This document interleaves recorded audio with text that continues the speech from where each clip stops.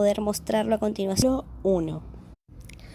El alma humana está contenida en los nervios del cuerpo, sobre cuya naturaleza física yo, afuera de profano, no puedo decir más, sino que son comparables a dibujos de Damasco en extraordinaria finura, hechos con las hebras más finas y de cuya excitabilidad por los influjos externos depende toda la vida espiritual del hombre. Por medio de ellos, los nervios entran en vibraciones que de una manera imposible de elucidar generan el sentimiento de placer y desplacer. Poseen la capacidad de conversar el recuerdo de las impresiones recibidas, la memoria humana, y poniendo en tensión su energía volitiva, las fuerzas para hacer que los músculos del cuerpo en los que están alojados ejecuten cualesquiera manifestación de actividad que ellos deseen. Se desarrollan a partir de los más tenues principios, como embrión humano, como alma infantil, hasta convertirse en un sistema muy amplio que abarca el más extenso dominio del saber humano, el alma del hombre maduro. Una parte de los nervios es apta solamente para recibir las impresiones sensibles, nervios de la vista, el oído, el tacto, la voluptuosidad, etc., los cuales por ende solo son aptos para las sensaciones lumínicas sonoras de calor, hambre, de voluptuosidad y de dolor. Otros nervios, los nervios del intelecto, reciben y conservan las impresiones espirituales y en calidad de órganos de la voluntad otorgan a todo el organismo del hombre el impulso para exteriorizaciones de su fuerza para actuar sobre el mundo externo.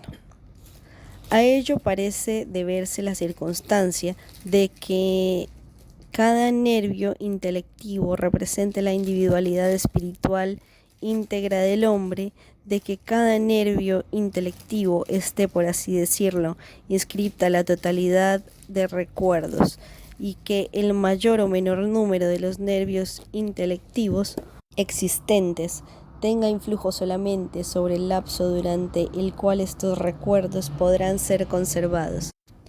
Mientras el hombre vive, es cuerpo y alma conjuntamente. Los nervios, el alma del hombre, son alimentados por el cuerpo, cuya función coincide en lo esencial con la de los animales superiores, y mantenidos por ese movimiento vital. Si el cuerpo pierde su fuerza vital, se produce para los nervios el estado de la pérdida de conciencia que llamamos muerte, y que está prefigurado ya en el sueño. Pero con ello no queda dicho que el alma se haya extinguido realmente, sino que las impresiones recibidas se mantienen adheridas a los nervios. El alma, por así decirlo, cumple su sueño hibernal como muchos animales inferiores, y de modo que luego se mencionará puede ser despertada por una nueva vida. Dios es desde un comienzo solo nervio, no cuerpo, y por ello algo afín al alma del hombre. Mas los nervios divinos no existen, como sucede en el cuerpo humano, solo en un número limitado, sino que son infinitos y eternos. Poseen las cualidades que son inherentes a los nervios humanos, elevadas a una potencia que supera toda concepción humana. Tienen en particular la capacidad de transformarse en todas las cosas posibles del mundo creado. En esta función se llamarán rayos. Aquí reside la esencia de la creación divina. Entre Dios y el cielo estelar existe una relación íntima. No me atrevo a pronunciarme acerca de si hay que decir que Dios y el mundo de las estrellas son una y la misma cosa, o si hay que imaginarse a la totalidad de los nervios divinos como algo situado encima y atrás de las estrellas, y consiguientemente a las estrellas mismas, y en especial nuestro Sol, tan solo como estaciones que recorre el poder creador milagroso de Dios en su camino hacia nuestra Tierra, y acaso hacia otros planetas habitados. Tampoco me atrevo a decir si los cuerpos celestes mismos, estrellas fijas, planetas, etc., han sido creados por Dios, o si la creación divina se refiere solo a un mundo orgánico, y por lo tanto, si además de la existencia de un Dios viviente que para mí ha llegado a ser una certeza inmediata, que da también lugar para la hipótesis de la nebulosa de Kant, Laplace, La verdad completa se encuentra quizás a la manera de la cuarta dimensión en una diagonal que el hombre no puede concebir entre ambas orientaciones. De todas maneras, la fuerza dispensadora de luz y calor que tiene el Sol, en virtud de la cual es la causa de toda vida orgánica sobre la Tierra, debe ser considerada solo como una manifestación vital mediada de Dios. Y por ello la veneración divina tributada desde el antiguo al Sol por tantos pueblos, aunque no encierra en sí toda la verdad, contiene un núcleo de ella muy importante, no demasiado alejado de la verdad misma.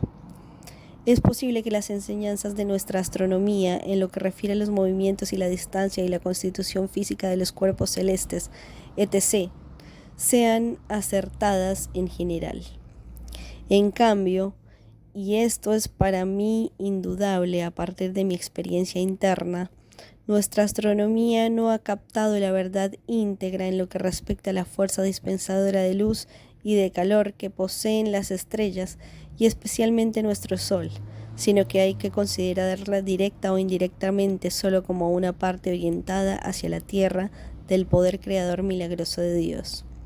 Como prueba de esta afirmación, aduciré, por ahora, solo el hecho de que hace años que el Sol habla conmigo con palabras humanas y por ello se da a conocer como un superviviente o como órgano de un ser superior que se encuentra aún por encima de él.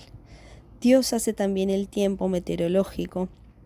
Esto, de ordinario, sucede, por así decirlo, espontáneamente como resultado de la irradiación calórica más o menos intensa del Sol, pero también puede ser dirigido en circunstancias especiales por Dios de acuerdo con sus propios fines en determinadas direcciones. Tengo, por ejemplo, indicaciones relativamente seguras de que el crudo invierno del año 1870 y 1871 fue algo decidido por Dios para inclinar por ciertos motivos la suerte de la guerra en favor de los alemanes, y también la presuntuosa frase sobre la aniquilación de la armada de Felipe II en 1588. Deus affauit et dissipati sunt. Dios envió un soplo de viento y se disiparon. Contiene muy probablemente una verdad histórica. Por ello concibo al Sol solo como el instrumento más cercano a la Tierra para la exteriorización del poder de la voluntad divina. En realidad, en la configuración del tiempo interviene también la totalidad de las restantes estrellas. En especial el viento o la tempestad se levantan porque Dios se retira a gran distancia de la Tierra. En las circunstancias contrarias, el orden cósmico que ahora se han presentado se ha invertido la relación para señalarlo desde el comienzo en el sentido que el estado del tiempo depende en cierta medida de mi acción y mi pensamiento. No bien me entrego al no pensar nada, o lo que significa lo mismo, interrumpo una ocupación que pone de manifiesto la actividad del espíritu humano. Por ejemplo, jugar al ajedrez en el jardín, inmediatamente se levanta el viento. A quien dude esta afirmación, que ciertamente suena por entero aventurada, puede ofrecerle oportunidades casi diarias para convencerlo de su realidad, como lo he hecho reiteradamente en los últimos tiempos con distintas personas: el consejero privado, mi esposa, mi hermana. En lo que respecta a los así llamados aullidos, la causa consiste en que Dios, no bien me entregó al no pensar nada, cree poder separarme de mí como de una persona supuestamente idiotizada. Merced a la luz que irradia el Sol y de las restantes estrellas, tiene Dios la capacidad de percibir todo lo que sucede en la Tierra y en otros planetas eventualmente habitados. El hombre diría, ver. En este sentido, puede hablarse figuradamente del Sol y de la luz de las estrellas como del ojo de Dios. Este se deleita en todo lo que ve en cuanto producto que es de su poder creador. De la misma manera como el hombre se complace en el trabajo de sus manos o en lo creado por su espíritu. Pero en lo que a esto refiere la situación existente, hasta producirse aquella crisis de la que habré de ocuparme más adelante, era que Dios dejaba en general librado a sí mismo el mundo creado por Él y los seres orgánicos que se encontraban en Él y solo se ocupaban de hacer posible su mantenimiento, propagación, etc., mediante la conservación del calor del sol. De ordinario no tenía lugar una intervención directa del Dios en la suerte de los hombres y los pueblos individuales. Designó a este estado como el estado acorde con el orden cósmico. Excepcionalmente podía suceder lo contrario una que otra vez, pero no podía y no debía acontecer con demasiada frecuencia, porque el acercamiento de Dios a la humanidad viviente, por razones que más adelante se desarrollarán, hubiera estado acompañado de ciertos peligros para el propio Dios. Así, por ejemplo, una plegaria especialmente fervorosa podía quizás dar a Dios un motivo para intervenir con un milagro en casos especiales para prestar ayuda, o para dirigir valiéndose de un milagro en determinada dirección el destino de pueblos enteros, en la guerra, etc. Podría también entrar en vinculación con algunos hombres de dotes muy elevadas, poetas, etc., establecer conexión nerviosa con ellos. Denominan a esto las voces que hablan conmigo, para favorecerlos con algunos pensamientos e ideas fructíferas sobre el más allá, especialmente en el sueño. Pero de ordinario tal conexión nerviosa, según se dijo, no podía llevarse a cabo, pues debido a una relación imposible de elucidar, los nervios de los hombres vivientes, especialmente cuando se encuentran en estado de elevada excitación, poseen tal fuerza de atracción sobre los nervios divinos que Dios no hubiera podido desprenderse nuevamente de ellos y por ende se habría visto amenazado en su propia existencia. El trato normal de Dios con las almas humanas tenía lugar conforme al orden cósmico solo después de la muerte. Dios podría acercarse sin peligro a los cadáveres para atraer sacándolos de ellos a sus nervios, en los cuales no se había extinguido aún la autoconciencia, sino que solo estaban aletargados, por medio de la fuerza de los rayos, y para llevarlos hacia sí y despertarlos con ellos a una nueva vida celestial. La autoconciencia volvía nuevamente por la acción de los rayos. La nueva vida del más allá es la bienaventuranza a la que el alma humana podría ser elevada, pero esto no podía suceder sin ninguna previa purificación y el examen de los nervios humanos, los cuales necesitaban como preparación un tiempo más corto o más largo, según fuera el estado de las almas humanas, y según las circunstancias también ciertas etapas inmediatas. Para Dios, o si se prefiere otra expresión, en el cielo, solo podían emplearse nervios humanos puros, pues su destino era ser incorporados a Dios y finalmente, en calidad de antecámaras del cielo, convertirse en cierta medida en partes integrantes del mismo Dios. Los nervios de los hombres moralmente depravados están ennegrecidos. Cuanto más elevado moralmente ha estado un hombre en su vida, tanto más se aproximará el estado de sus nervios a la blancura o pureza perfecta, que desde el origen es propia de los nervios de Dios. En el caso de los hombres que moralmente están degradados del todo, una gran parte de sus nervios puede resultar directamente inutilizable. Según esto, se determinan los distintos grados de bienaventuranza a los que puede acceder un hombre y probablemente también en el lapso durante el cual pueden conservarse la autoconciencia en la vida del más allá. Casi nunca pueden prescindirse de una purificación previa de los nervios, porque difícilmente se encontrará un hombre que esté libre de pecado, cuyos nervios, por ende, no han sido impurificados alguna vez en su vida pasada por una conducta inmoral.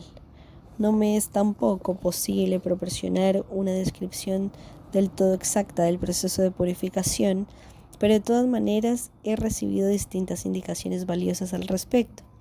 El proceso de purificación parece haber estado relacionado con alguna prestación de trabajo que generaban en las almas un sentimiento de desplacer, o con alguna permanencia, tal vez subterránea, asociada con molestias que debían cumplir para acercarse paulatinamente a la pureza. Quien desee emplear aquí la expresión pena posiblemente esté en algún sentido acertado, solo que hay que tener bien presente que, a diferencia del concepto humano de pena, la finalidad no consiste en infligir un mal, sino en adquirir una condición previa necesaria para la purificación. De esta manera se explican, aunque en parte debieran también rectificarse, las concepciones corrientes en la mayoría de las religiones acerca del infierno, el purgatorio, etc. Las almas que debían pasar por la purificación aprendían duramente la purificación, el lenguaje hablado por el propio Dios, así llamada lengua primitiva, un alemán algo anticuado pero de expresividad que se caracteriza por una gran riqueza de eufemismos. Por ejemplo, recompensa con el significado directamente inverso de castigo, veneno por alimento, sumo por veneno, limpio por piadoso, etc. Dios mismo recibía el nombre de respecto de aquel que es y será, que es una perífrasis por inmortalidad, y recibe el tratamiento de leal servidor de vuestra majestad. La purificación era designada como probación. Las almas que aún no habían llevado a cabo el proceso de purificación no eran llamadas, como si hubiera sido esperable, almas no probadas, sino precisamente el revés, siguiendo esta tendencia al eufemismo por almas probadas. Las almas que aún se encontraban sometidas a la purificación recibían con distintas gradaciones el nombre de Satanes, diablo, diablo auxiliar, diablo superior y diablo inferior. Esta última expresión parece aludir especialmente a alguna permanencia subterránea.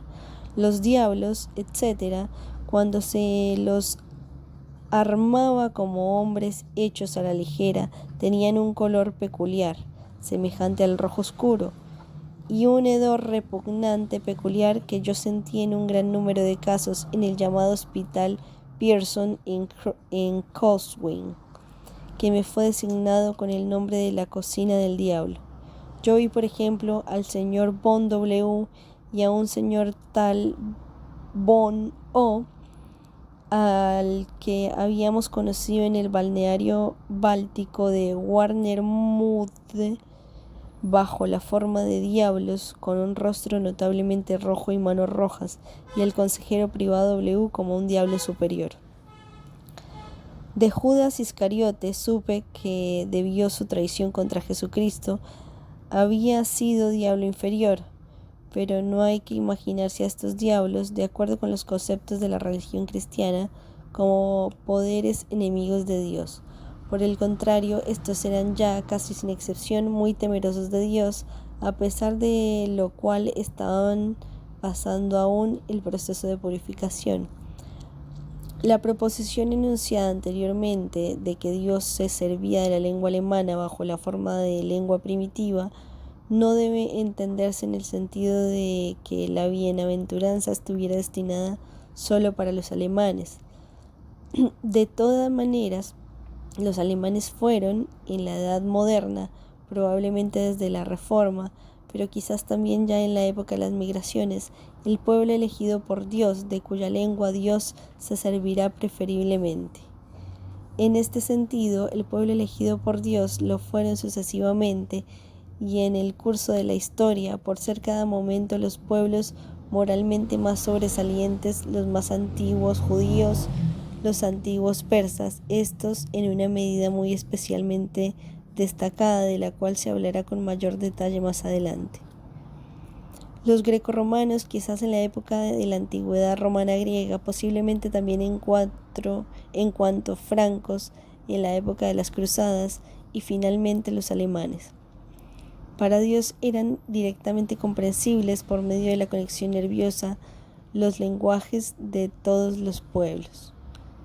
La metempsicosis parece haber servido también en los fines de la purificación de las almas humanas impuras, y como tengo fundamento para suponerlo por distintas experiencias que he vivido, ha tenido lugar en una amplia medida.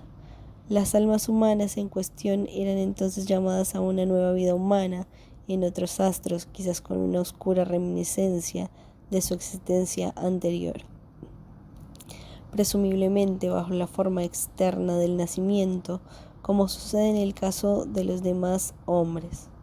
No me atrevo a hacer afirmaciones más precisas al respecto, y tampoco en particular acerca de si las metempsicosis sirvió solo para el fin de la purificación o también para otros fines. ¿Poblar otros planetas? Las voces que hablan conmigo me nombraron, y conocí también por otra vía algunos casos que las almas en cuestión tuvieron en su vida ulterior una posición esencialmente más baja a la que habían ocupado en su vida previa. En esto puede haber mediado una especie de castigo. Un caso especialmente digno de señalar fue el del señor Bond W., cuya alma, como también el alma de Fletching, ejerció durante cierto tiempo un muy profundo influjo en mis relaciones con Dios y en mi destino personal. Bond W. desempeñaba en la época en que yo me encontraba en el hospital de Pearson, la cocina del diablo, el cargo de guardián en jefe, lo cual, según mi interpretación de entonces, que aún ahora no puedo rebatir ante mí mismo, hacía no en cuanto al hombre real, sino como hombre hecho a la ligera, es decir, como un alma transitoriamente armada mediante un milagro divino bajo la forma de una figura humana. En el ínterin había llevado en el curso de la metempsicosis una segunda vida en algún astro en calidad de agente de seguros Marx. Las almas completamente purgadas mediante el proceso de purificación ascendían al cielo y lograban así la bienaventuranza. La bienaventuranza consiste en un estado de goce ininterrumpido vinculado con la contemplación de Dios. Para los hombres, la idea de un ocio eterno significaría algo intolerable, porque el hombre está desde siempre acostumbrado al trabajo, y para él, como dice el refrán, solo el trabajo endulza la vida.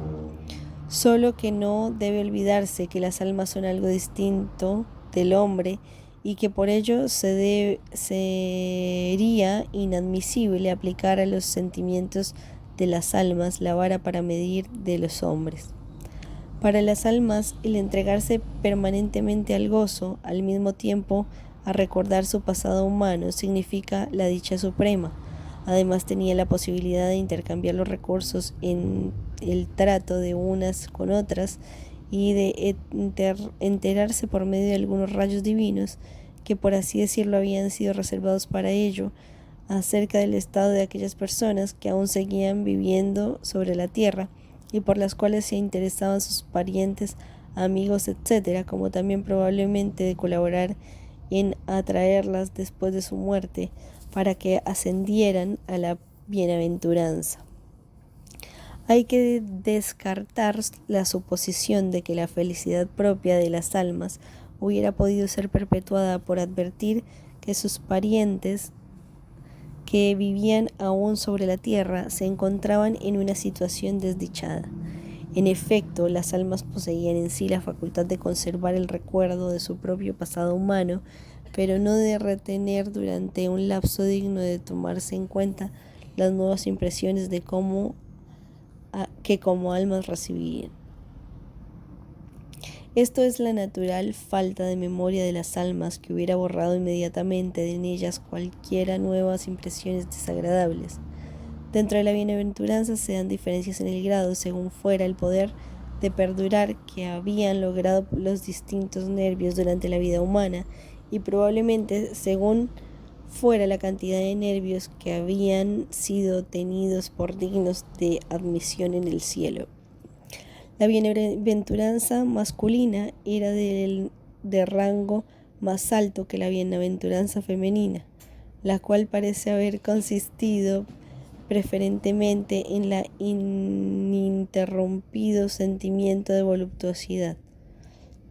Es posible también que el alma de Goethe, de un Bismarck, etc., haya podido mantener su autoconocimiento, conciencia de la identidad, quizás durante siglos, en tanto que tratándose del alma de un niño muerto prematuramente, solo podría darse el caso durante tantos años, cuantos hubiera abarcado el transcurso de su vida mientras tenía vida humana. La perduración eterna de la conciencia de haber sido este o aquel hombre era algo que no se concedió a ninguna alma.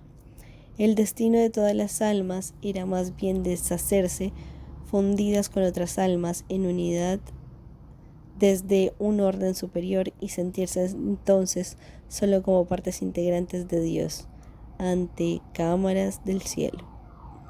Pero esto no significa un verdadero aniquilamiento. En esta medida se le concedía al alma una perduración eterna, sino solo una supervivencia con una conciencia distinta. Solo un punto de vista limitado podría querer ver aquí una imperfección de la bienaventuranza por comparación con la inmortalidad personal en el sentido de las concepciones de la religión cristiana.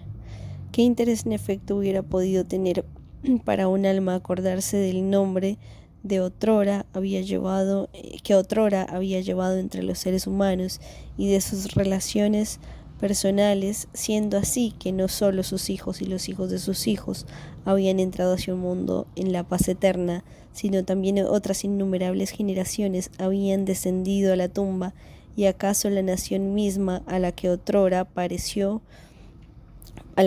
perteneció había sido borrada de la nómina de los pueblos vivientes? De este modo, en la época en que me encontraba aún en el hospital de Flushing, trabé conocimiento con los rayos que me fueron designados como rayos, es decir, como complejos del alma humana, bienaventuradas, promovidas a unidad de orden superior, del judaísmo antiguo, rayos de Jehová, de la antigua Persia, rayos de Zoroastro, y de la antigua Germania, rayos de Thor y Odín. Y entre ellas no se encontraba ya con seguridad ni una sola alma que tuviera conciencia de bajo qué nombre había pertenecido miles años antes a uno u otro de estos pueblos. Por encima de las antecámaras del cielo se cernían el mismo Dios, al cual, por oposición a estos reinos anteriores de Dios, se le daba también la designación de reinos posteriores de Dios. Los reinos posteriores de Dios estaban sujetos, lo siguen estando aún, a una singular bipartición, de acuerdo con la cual se diferencia un Dios inferior, Arimán, y otro superior, Hormuz. Acerca del significado más preciso de esta bipartición, no me es posible decir otra cosa más fuera de que el Dios inferior, Arimán, parece haberse sentido atraído con preferencia hacia los pueblos originariamente de raza morena, semitas, y el Dios superior con preferencia hacia los pueblos originariamente de raza rubia, los pueblos arios. El significativo que un atisbo de esta bipartición se encuentra en las concepciones religiosas de muchos pueblos. El Balder de los germanos, el Bielevok, Dios blanco, o Suantehuit de los eslavos, el Poseidón de los griegos y el Neptuno de los romanos son idénticos a Hormuz. El Botán Odín de los germanos, el Cernebón, dios negro de los esclavos, el Zeus de los griegos y el Júpiter de los romanos son idénticos a Arimán. Bajo los nombres de Arimán y Hormuz se fueron mencionados el dios inferior y el dios superior la primera vez que al comienzos de julio de 1894, aproximadamente al término de la primera semana de mi permanencia en el presente hospital, por las voces que hablan conmigo. A partir de entonces escucho diariamente esos nombres. La fecha mencionada coincide con la consunción de los reinos anteriores de Dios, con los cuales yo había estado vinculado antes, desde mediados de marzo de 1894 aproximadamente. La imagen desarrollada en los párrafos anteriores acerca de la naturaleza de Dios y la perduración del alma humana después de la muerte difiere considerablemente de las concepciones de la religión cristiana sobre estos temas. A pesar de ello, me parece una comparación entre ambas solo puede resultar favorable a aquella primera. Una omnisciencia y omnipresencia de Dios, entendida en el sentido de que Dios veía permanentemente en el interior de cada hombre viviente, percibía cada excitación sensitiva de sus nervios y que por ende en cualquier momento dado examinaba el corazón y los riñones. No existía en absoluto, solo que tampoco lo necesitaba, porque después de la muerte los nervios de los hombres, con todas las impresiones que habían recibido durante la vida, estaban patentes ante los ojos de Dios, y de acuerdo con ello el juicio sobre sus méritos para ser admitidos en el reino de los cielos podría ser pronunciado con infalible justicia. Por lo demás, basta la posibilidad de no bien pareciera existir un motivo para ello, procurarse el conocimiento del interior del hombre por vía de la conexión nerviosa.